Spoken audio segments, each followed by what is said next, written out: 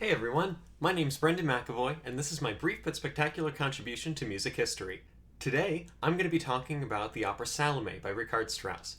Premiered in Dresden in 1905, it's one of his most controversial operas, but it helped to establish his reputation internationally as an opera composer. It's based off of an Oscar Wilde play of the same name that was controversial in itself. Now, this play was censored in England because of strict censorship laws on biblical material being allowed to be performed in public. So Wilde had to premiere it in France, where it got a lukewarm reception. But when it premiered in Germany, it was met with rousing success, and this is where Richard Strauss saw it and was immediately inspired to set it to music. As Strauss was writing the opera, he wrote to a friend that he wanted the character of Salome to be sung like a 16-year-old princess, but with the voice of an Isolde, from Wagner's Tristan and Isolde. That's a pretty high demand for a soprano. And not only does the character of Salome sing and act a highly demanding role, they also have to dance the famous Dance of the Seven Veils. And some productions will swap out a body double for this scene. The opera takes place over the course of one almost 2-hour-long act. It opens with a very light, eerie interlude of flutes, strings, and harp with a clarinet melody. As the curtain rises, we see the palace of King Herod, where currently there's a party going on. And as we hear the guests inside at the party, we also hear the voice of Yochanan, aka John the Baptist, echoing up from a 20-foot deep cistern in which he is currently being held prisoner. Salome walks outside to kind of get away from the hustle and bustle of the party, and hears Yochanan prophesying about the downfall of King Herod and his wicked ways, and wants to see what he looks like because she hasn't seen him before. But the guards posted outside of the cistern are under strict orders from Herod not to let anyone see Yochanan. But Salome, knowing how to get what she wants, flirts with and seduces one of the guards, who finally gives the order to bring him up. As he's brought to the surface, he looks upon Salome and begins insulting her family and all the wicked things that they have done. Doesn't seem off-putting to Salome. On the contrary, she kind of just gets more and more interested in Yochanan. She starts complimenting features of his body, his smooth white skin, his black tangled hair, and his bright red lips.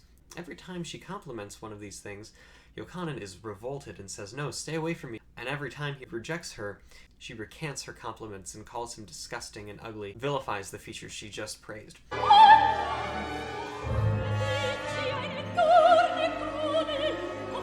At this point, it cuts suddenly to Herod coming out of the palace, looking for Salome.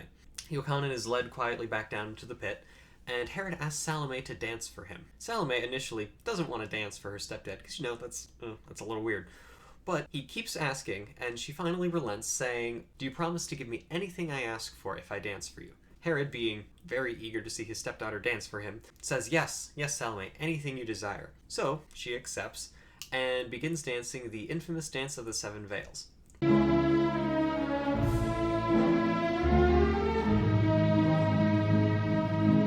So after the Dance of the Seven Veils has finished and Salome has stripped off all of her clothes, ending up completely naked on stage, Herod applauds her and says, "All right, Salome, what would you like?" She takes a second, stares at him, and says, "I wish for the head of Yochanan on a silver platter." Obviously, this kind of freaks everyone out, because we're not expecting a 16-year-old princess to ask for someone to be decapitated. Herod, understandably weirded out, tries to sway her mind by offering her precious stones, an emerald as large as her head, 100 peacocks that roam his grounds, anything but that. But Salome says, "You promised anything, and I want this guy's head on a silver platter." So Herod relents and gives his ring to the executioner. This is where the orchestra part really starts to get interesting. Strauss utilizes a lot of chromatic effects that don't really have any grounding in conventional tonality to help convey the emotions of the scene way more dramatically than he could have with normal tonal music. As the party guests and Herod and Salome await the head of Yochanan, and the orchestra gets to a very quiet hush as they await the fall of the executioner's sword.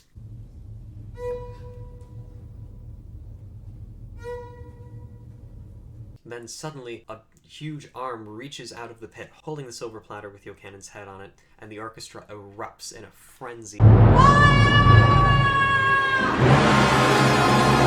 Salome takes it and begins to stare at it in a not healthy way, let's just put it like that, and regrets that he would not kiss her while she was still alive. "Well, I shall kiss you now, Yochanan," and starts to kiss the decapitated head of John the Baptist.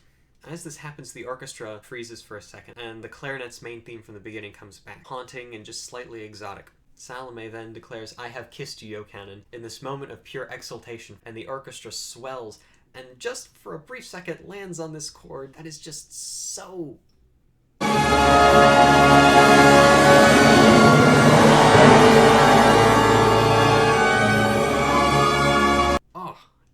messes with you so much. Of course, after seeing this, Herod is understandably incredibly freaked out and calls for all of his soldiers to kill the woman, and they all rush in violently and crush her with their shields to death. And scene. That's a very brief overview of Richard Strauss's masterpiece Salome. Thank you all for watching. I hope you enjoyed my brief but spectacular contribution to music history. Have a good one.